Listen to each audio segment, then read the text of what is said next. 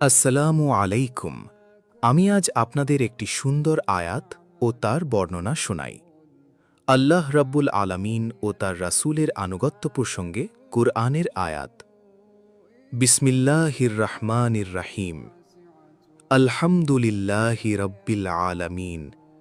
আর রহমানির রহিম। মালিকি ইয়াউমিদ্দিন।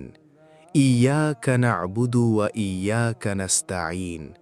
اهدنا الصراط المستقيم صراط الذين أنعمت عليهم غير المغضوب عليهم ولا الضالين।